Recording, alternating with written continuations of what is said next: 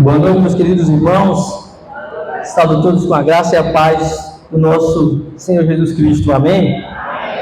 Muito feliz por poder estar de volta nas programações da nossa Enjubai. Para quem não me conhece, meu nome é Walter Júnior. Eu faço parte também da diretoria da Enjubai. Sou pastor da congregação Batista da URBS da PIB de Tororó. Sou casado com uma mulher bonita chamada Lohane, que é a secretária da nossa diretoria, e sou pai do menino Timóteo, que já estou aí com a saudade, e logo nosso mascote da nossa Enjubai vai estar aqui com a gente. Amém? Vamos abrir a nossa Bíblia em João capítulo 16. João 14.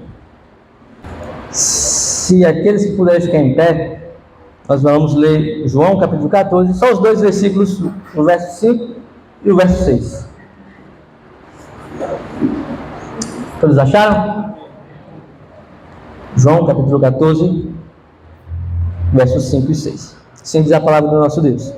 Disse-lhe Tomé: Senhor, não sabemos para onde vais, como então podemos saber o caminho? Respondeu Jesus: Eu sou o caminho, a verdade e a vida. Ninguém vem ao Pai a não ser por mim.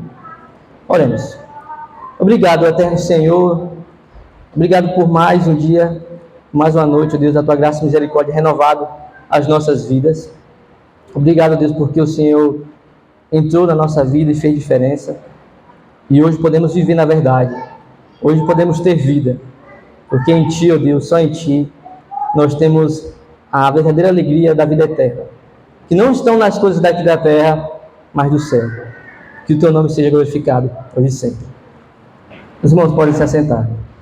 Queridos irmãos, a gente da diretoria, a gente queria falar um tema sobre a importância da vida cristã baseada nas Escrituras. E é bem interessante o contexto que a gente vive hoje, de relativismo, de pluralismo. E hoje é 1º de abril. Normalmente as pessoas conhecem 1º de abril como o dia da mentira. E eu me lembro da minha mocidade, da minha modernagem, na URBS, em Tororó, que normalmente o dia 1º de abril era um momento para a gente se divertir. Não sei se alguns dos meninos lembram. Não sei se vocês chegaram no teu tempo do orelhão. Normalmente poucas pessoas no bairro tinham telefone fixo, e tinha orelhão. Então normalmente os parentes iam ligar de São Paulo, ligar em outra cidade, alguém atendia a orelhão e era uma briga para os meninos chamar o vizinho. Normalmente acontecia de os meninos, de falar: olha, Joana, fulano ligou de São Paulo, falou para só esperar. E essa pessoa ficava. Até eu lembro uma vez mesmo que uma pessoa ficou muito com raiva, porque ela ficou bastante horas ali esperando que chegasse a ligação e não chegou. E só esse exemplo que eu dou para vocês é o modo que às vezes a cultura a gente vive, em que da mentira. Acontece normalmente duas coisas hoje no nosso país, no mundo, onde que muitas pessoas se divertem com a mentira, estão vivendo baseados na mentira, no engano, e muitas pessoas estão sendo oprimidas pela mentira. Famílias estão sendo destruídas, jovens sendo destruídos por conta de, às vezes, uma mentira que é contada várias vezes e se torna como verdade. E às vezes, se a gente parar um pouco para pensar, às vezes, nós jovens, a igreja, se nós não tomarmos cuidado, nós também entramos em crise, às vezes, ter a respeito em Deus, a gente chega às vezes momentos de ter crise da nossa identidade, às vezes da nossa masculinidade, da nossa feminilidade, porque o mundo está assim, complexo e difícil. Mas uma das 3 coisas que Jesus fala e que nós não podemos perder de vista, e uma das coisas que talvez muitas pessoas estão perdidas ultimamente é que caminho tomar, qual decisão eu vou tomar, porque são tantas versões, cada um fala, esse é o caminho, isso é melhor. Nós somos bombardeados de informações, YouTube, Instagram, Facebook, e na Bíblia é bem interessante que no tempo de Jesus havia as estradas romanas, as vias romanas que normalmente aconteciam, onde a Pax Romana passeava, ia para os lugares, para as guerras, que serviu também para os missionários, para os apóstolos pregar o Evangelho, que surgiu, tem uma frase, que todos os caminhos levam a Roma. Não sei se você já ouviu isso. E muitas vezes algumas formas de pensar têm chegado, e o modo de viver de algumas pessoas que pensam que todos os caminhos levam a Deus. Aquela ideia de meu corpo, minhas regras. Nós vivemos num momento de pluralismo. Quer ver um exemplo de pluralismo? Você vai num shopping. Se você for uma pessoa indecisa, você entrar num momento da área de alimentação, você fica perdido. Vou querer sushi hoje, vou querer um hambúrguer. E hoje nos é colocado várias ideias, pensamentos, ideologias, filosofias, visões diferentes, e às vezes tem levado muitas pessoas a duvidar qual é o caminho que eu devo seguir. Qual decisão eu preciso? Às vezes, quantas igrejas se tem? Quais tipos de Jesus são apresentados? Jesus de esquerda, Jesus de direita, Jesus trans. Idolatramos muitas vezes a pessoa de Jesus Cristo, e às vezes nós perdemos a identidade. E Jesus, ele é bem enfático. Ele nos diz só há um caminho. Um texto que é bem conhecido e não precisam abrir, Mateus 7, nos versos 13 e 14, vai dizer: entre pela porta estreita, pois larga é a porta e ampla é o caminho que leva à perdição, e são muitos os que entram por ela. Como é estreita a porta e apertado o caminho que leva à vida, são poucos os que a encontram. O caminho do Evangelho, ele não mudou. Jesus não é uma pessoa diferente. Nós não podemos determinar algo a Deus. Nós não podemos ter um tipo de igreja. Nós não podemos viver da forma como a sociedade vive. Vários caminhos, várias formas. Eu vivo do meu jeito. Talvez eu faria uma pergunta: qual vez você talvez foi disciplinado na igreja? Porque às vezes até isso se torna às vezes uma forma, para algumas pessoas, horrível, pelo contexto que a gente vive, porque às vezes pode ser de certa forma opressor, e às vezes nós manipulamos o evangelho e nós não vivemos o evangelho absoluto, onde que a porta é estreita. Nós não podemos entrar com os nossos preconceitos, nós não podemos entrar com as nossas ideologias, com os nossos pensamentos. Nós deixamos tudo para entrar nessa porta, e ela não mudou. Jesus, ele continua sendo o caminho, mesmo com a nossa sociedade, com o mundo vivendo, e há vários caminhos. Todos os caminhos levam a Deus. Nós devemos ter cuidado. Se todo caminho, não tem, na verdade, se não tem caminho, qualquer caminho leva a Deus. A forma que você e eu vivo, não precisa santidade, não precisa obediência da palavra de Deus. Eu vivo a minha vida. Então, e a verdade? E a verdade onde fica? Se não tem um caminho, nós vivemos um momento de relativismo. Cada um tem a sua verdade, cada um tem o seu ponto de vista. Mas eu penso dessa forma como esquerda, eu penso como centro, eu penso de direita. Não, mas eu não acho que é bem assim. Jesus, quando quis dizer isso, eu acho que não foi bem isso que Jesus quis dizer. E hoje acabamos vivendo num mundo onde que não tem mais sentido viver. As pessoas, se nós observarmos, estão mais depressivas, estressadas, com falta de sentido na vida, não sabem quem são, não sabem quem é Deus, não sabem o que é a igreja, porque não há verdade, não há um absoluto, não há concretude na fé. E muitas vezes nós somos levados, nós somos o tempo do fake news, nós somos o tempo do politicamente correto, onde que você se posicionar como cristão, você pode ser um intolerante, um opressor para as pessoas. Então até hoje é engraçado, às vezes, para evangelizar, para falar. Eu vi um vídeo recentemente, se para você expulsar um demônio, de certa forma opressora, porque o satanismo, de certa forma, é uma religião. E isso tem entrado nas igrejas, tem entrado no pensamento das pessoas, porque nós vivemos nesse contexto. Nós somos bombardeados 24 horas por muitas informações e nós não sabemos o que é verdade. Se é esse que está falando que é verdade, ou se é aquele. E às vezes isso entra dentro da igreja, entra dentro da família e tem nos corrompido, tem perdido o nosso sentido. Se você já foi na universidade, você sabe como que é que eu estou falando. Se você pesquisar um pouco, ir nas redes sociais, você vê as brigas nas redes sociais, um defendendo o seu ponto de vista. E em Cristo Jesus, quando nós entramos nessa verdade, ela nos muda. Já nós não queremos ganhar nenhum debate, porque nossa vida já não vale mais. Nós já morremos por Cristo Jesus. E a vida, o Evangelho, faz totalmente sentido. E aí eu pergunto, qual é a decisão, qual é a forma que nós jovens, como igreja, temos vivido? Estamos perdidos? Qual é o caminho? Temos tido dúvida ainda do poder do Evangelho que muda e transforma as pessoas, que traz esperança? Talvez eu e você, com certeza, vai ter já uma pessoa com crise de identidade, pessoas com crise de ansiedade, com medo, porque as pessoas o oprimem, ela precisa tomar uma decisão e ela precisa tomar essa decisão amanhã, ontem, como se essa decisão precisasse, porque é a forma como a nossa sociedade tem vivido. João 8, os versos 31 e 32 é um texto que é conhecido.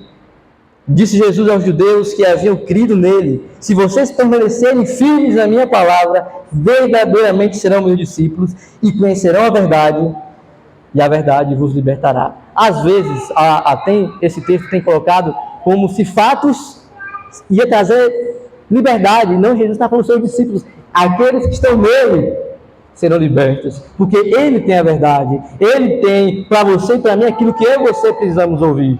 Mas o mundo, ele lhe coloca uma bandeja. Você decide. Deus é você. Todos os caminhos levam a Deus. Verdade. Vai por aqui que uma hora você chega lá, Deus vai te perdoar, Deus é bonzinho e amor, e nós não sabemos a consequência do pecado e as consequências das decisões por não acreditar no poder do Evangelho. Se não tem caminho, se não tem verdade, o que era do mundo? O que será de nós? Aí nós vivemos as pessoas com crise existencial.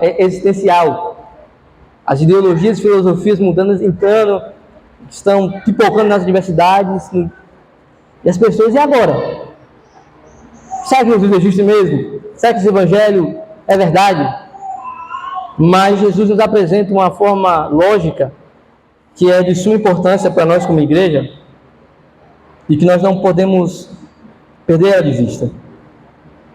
Quando não se tem um caminho, é muito difícil trilharmos a vida da verdade. Sem a verdade, muito pior, caminharemos ao caminho de amor, da empatia, da solidariedade, respeito, educação, sentido da vida, pois o caminho proposto pelo espírito pós-moderno é totalmente oposto às virtudes cristãs. Se você observar, toda a forma que o pós-modernismo, a nossa modernidade vive, é toda forma ao contrário, é oposto ao Evangelho. O próximo tem perdido o seu sentido. O importante é ter dinheiro, é conquistar o status que você tanto sonha. A cruz parece que perdeu o sentido, a porta, esqueceram que a porta ainda é apertada. O caminho de ser cristão, a vida, perdoa até a expressão, é coisa de doido, não é fácil ser cristão. Você ir oposto ao mundo, oposto às ideias, você ser como um doido, como um fanático por conta de Jesus Cristo. E as pessoas vivem assim. O próximo já não tem mais a consideração, porque eu preciso ter vantagem, eu preciso sair por cima. Aquele evangelho triunfalista. E às vezes nós temos perdido a sensibilidade de uma pessoa que está próxima ao seu lado, às vezes até com depressão. Pessoa que às vezes está com crise de ansiedade, está perdida, às vezes está vivendo a nossa vida num mundo, numa utopia, e nós esquecemos de Jesus Cristo, nós esquecemos do próximo.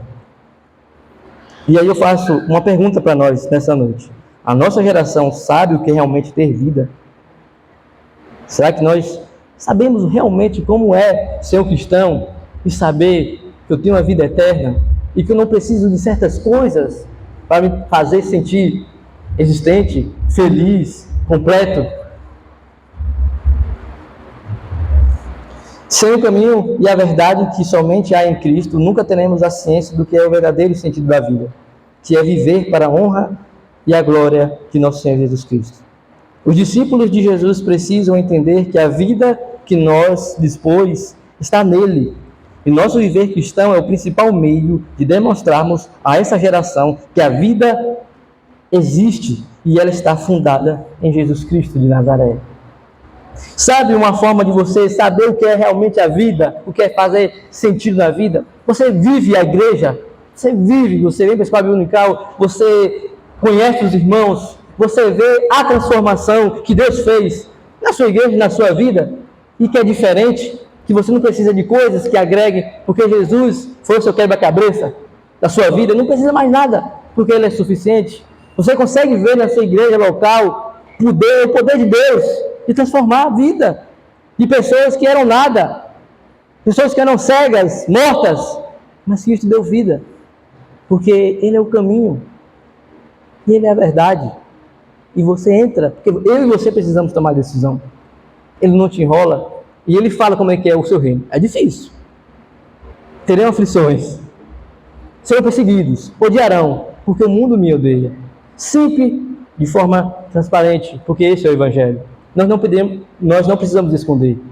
Nós não precisamos ir para as trevas, porque nós somos da luz. E o Evangelho incomoda. O Evangelho modifica vidas. Eu me lembro, a congregação esse ano vai fazer 16 anos lá em Tororó. Eu fiquei 2 anos no seminário e eu estou lá praticamente há 14 anos. E a UB já foi um contexto, um local muito perigoso. A maioria tem uns meninos que são aqui que a gente é amigo. Um foi criado com o pai, outro foi criado com vó Ibiza. Nós não vivemos num contexto muito legal, não, onde que realmente a família é destruída. E hoje eu sempre falo lá para os meninos que nós lá somos exemplos para aquele bairro, para Itororó, daquilo que o Evangelho pode fazer. Não é questão financeira, porque Deus nos deu uma família, é porque Deus nos deu sentido de vida. E aquela gana de ganhar o mundo, de querer mudar o mundo, ele passa. Porque Jesus, Ele completa a nossa vida. E para encerrarmos, eu quero fazer uma citação de C.S. Lewis, que quero tentar mais ou menos, compreender os irmãos aquilo que eu quero dizer. C.S. Lewis, abre aspas, diz assim: o progresso significa chegar mais perto de onde você deseja estar. Contudo, se você tomou um atalho errado, então seguir em frente não vai levá-lo para mais perto. Se você estiver no caminho errado, o progresso significará dar meia volta e retornar ao caminho certo. E nesse caso, a pessoa que volta atrás mais rápido será também a mais progressista. Todos nós já vimos esse fenômeno acontecer na aritmética. Sempre que começa um cálculo errado, quanto mais cedo eu perceber, voltar atrás é começar de novo, mais rápido poderei continuar. O que mais ou menos C.S. Lewis quer dizer, e eu quero dizer aqui, é que às vezes tem muitas pessoas que querem como um cálculo, mas as pessoas começam certo cálculo matemático até bem, mas elas querem terminar e ter um cálculo, o resultado exato do seu jeito, colocando cálculos errados durante ali a formação da aritmética. E tem muitas pessoas assim, que começam bem, mas vê a dificuldade que é o Evangelho e começam a fazer de qualquer jeito. E aí eles querem que Deus abençoe, que Deus prospere. E faz uma mistura. Um pouquinho de Jesus e um pouquinho do mundo. Um pouquinho da sua vontade e um pouquinho da vontade de Deus. Nós temos que ter noção que não tem como chegarmos a um denominador comum, a um cálculo, se tivermos errados no nosso cálculo, nós pararmos, corrigirmos, voltarmos atrás e fazermos o cálculo de novo. E a nossa geração está assim. Até os resultados exatos não são mais verdade. Eu não sei mais o que vão inventar agora, porque cada um tem a sua forma de viver, a sua forma de pensar, mas até a matemática, que é uma forma lógica e concreta, mostra uma forma que vale a pena ser cristão, porque ele tem todo sentido para a vida eterna. E aí eu pergunto, você está assim? Querendo ter sucesso 100% do seu cálculo, mas vivendo no caminho errado, tomando as decisões erradas, querendo viver Jesus, o Evangelho do seu jeito, sem cruz, sem espinhos, sem dor, sem renúncia? Não. Para nós termos o resultado exato, nós precisamos tomar a decisão certa. Obediência à palavra de Deus, buscarmos a santidade, porque Ele já nos deu tudo. Ele já nos deu a vida eterna. Ele já nos deu a salvação. Observe que nesse texto aqui, Jesus não está falando para os crentes. Dos versos 3 em diante, é um bate-papo que Jesus está com seus discípulos, próximo aí já a sua paixão de Cristo, a se entregar, e ele conversa com os seus discípulos, e uma dessas conversas eles falam assim: Jesus, qual é o caminho? Jesus, rapaz, eu estou aqui com vocês aqui mal tempo falando, e Jesus fala, eu sou o caminho. E às vezes nós somos esses discípulos, que durante a nossa jornada cristã, às vezes nós nos perdemos, nós temos dúvida, mas sem a palavra de Deus, sem escola bíblica dominical, sem frequência no culto, sem frequência com os irmãos, orando, aprendendo de forma humilde, isso não é evangelho. Porque vida modifica a vida, ferro fere ferro, a transformação gente com gente, verdade, nós sermos confrontados, e hoje nós vivemos o evangelho muitas vezes de egocentrismo. Você pode, você conquista, e tem muitas pessoas frustradas,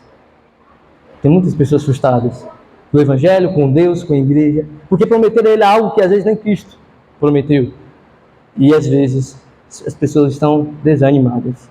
E essa é a pergunta que eu faço para nós: qual é o caminho que nós temos trilhado? O nosso caminho? Será que o teu caminho, o seu caminho, está valendo a pena seguir do jeito que está? Será que só você é certo? Será que o outro também não pode ter também algo que possa melhorar a minha vida, modificar a minha história? Jesus nos convida, Ele é o caminho, nós temos que passar por Ele. Não tem como nós desfrutarmos da presença doce do Senhor sem Jesus Cristo. E Ele é a palavra de Deus, Ele que nos confronta, Ele que diz quem nós somos, hipócritas, que precisamos voltar, que temos que ser exortados e falar que Ele é o Senhor, que Ele é o caminho. Para encerrarmos, 3 coisas. Jesus é o único caminho que nos leva à presença de Deus. Todos nós sabemos que esse versículo fala que Jesus é o único caminho, é o mediador entre Deus e os homens. A maioria de nós sabemos, e essa é a ideia. O Evangelho é a única visão de mundo que traz sentido à vida. Jesus é o único meio onde que traz sentido, onde que você é importante. Mas você primeiro tem que abdicar de tudo. Do pecado, da sua vida. O Evangelho é importante porque o próximo é importante. Já nós não vivemos mais só para nós mesmos, mas nós vivemos também para o próximo. Nós vivemos também para a sociedade, para que ela veja que Cristo é a esperança, que Cristo realmente modifica a vida dessas pessoas, que pode modificar e transformar Iguaí. Pessoas que estão longe do Evangelho de Cristo Jesus.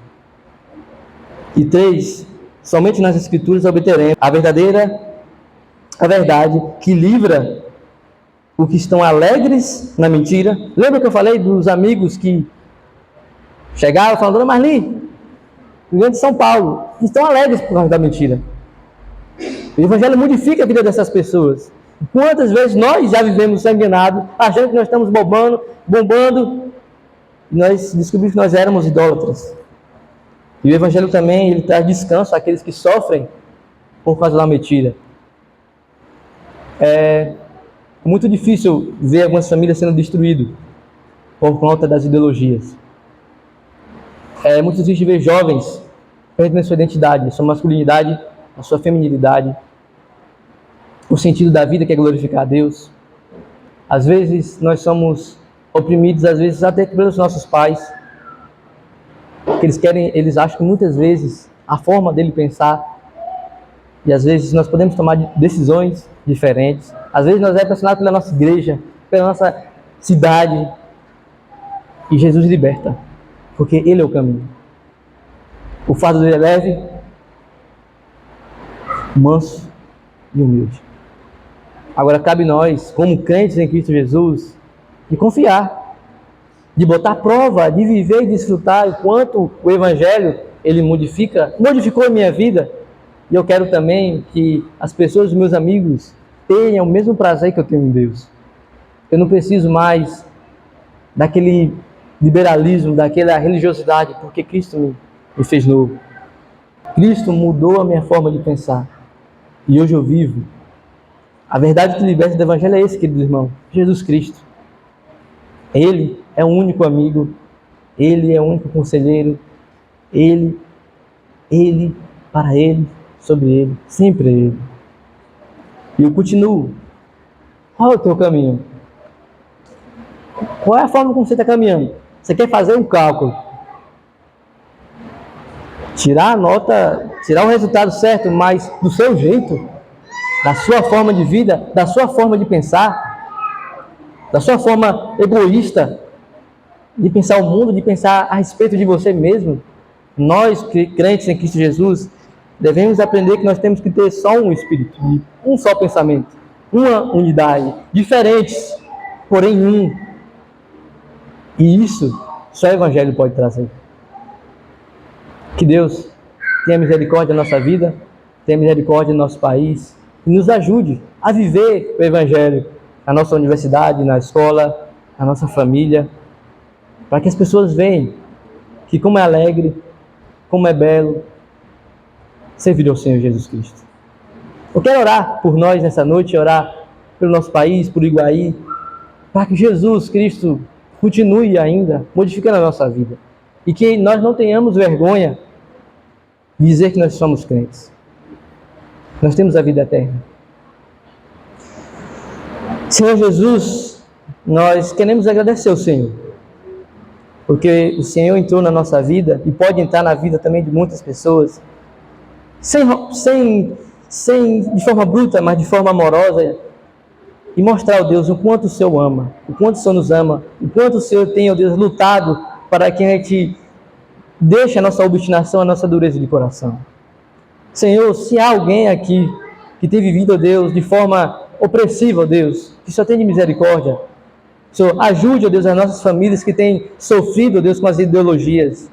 Cuide das nossas igrejas, cuide dos nossos jovens, que têm sofrido, ó Deus, pela influência, ó Deus, do mundo, com o pensamento secular, ó Deus, onde que cada dia mais as pessoas, os jovens, não têm perdido o sentido. Muitas vezes, muitos já pensaram em perder, dar fim à sua vida, porque para ele acha que não há mais sentido. Mas em Ti há sentido sim, Jesus. E nós acreditamos nisso. Pois Tu tens a vida eterna. O Senhor modificou a nossa vida, modificou a vida dessa igreja, de irmãos. E sei que também pode e vai continuar, Deus, trazendo salvação, transformação, Deus, para Iguaí, para cada cidade aqui representada, Deus, para a nossa Bahia. Muda, Deus, o nosso coração, aquilo que precisa ser moldado. Nos ajuda a ter o verdadeiro conhecimento do Evangelho, o Evangelho que muda, o Evangelho que transforma. O Evangelho, Deus, que nos confronta quem nós somos e quem nós precisamos ser. Perdoe, Senhor, os nossos pecados, as nossas falhas. Perdoe, ó Deus, às vezes a rebeldia na nossa juventude de achar que nós podemos fazer tudo. Que nós estamos certos, nós temos a força, mas a força está em Ti, Jesus. A força está em Ti, sempre esteve. Por isso, ó Deus, nos ajude a tomar o caminho certo. Nos ajude a voltar à verdade. Nos ajude, a Deus, a ter a vida, a ter a experiência que um dia nós já tivemos, mas passa a rotina, os hábitos, nós perdemos de desfrutar a vida, a abundância, a alegria e o gozo de ser cristão. De viver, ó Deus, o verdadeiro Evangelho. O Evangelho de nosso Senhor Jesus Cristo. Por isso, nos ajude essa juventude, ó Deus, a sermos cada dia mais parecidos com a Tua imagem. Que cada dia a nossa juventude venha ter prazer, ó Deus, de ir para a escola bíblica dominical, de ler a Tua palavra, de orar, ó Deus, nos cultos de oração no meio de semana. A nossa vida devocional. Porque só em Ti, ó Deus, nós temos o melhor da vida. Nós somos consolados. Nós somos entendidos. Às vezes a gente pergunta, mas por que, Senhor? Por quê? E nós agradecemos pela Tua graça e misericórdia. E sei, ó Deus, que o Senhor tem muitas pessoas que precisam do Teu Evangelho nessa cidade. E talvez pessoas aqui que estão perdidas e precisam do Evangelho de nosso Senhor Jesus Cristo. E que só a Tua pessoa, ó Deus, pode mudar a nossa história. Eu faço, ó Deus, essa oração agradecido, Deus, pela essa juventude, Deus, da nossa associação, que nós possamos fazer história, possamos fazer diferença, hoje e sempre. Amém. Agradeço pela oportunidade, fico muito alegre por estar de volta e logo estaremos de novo juntos e em Jubai. Vamos trabalhar no cacau aí, que logo a gente vai passando mais informações. Deus abençoe todos.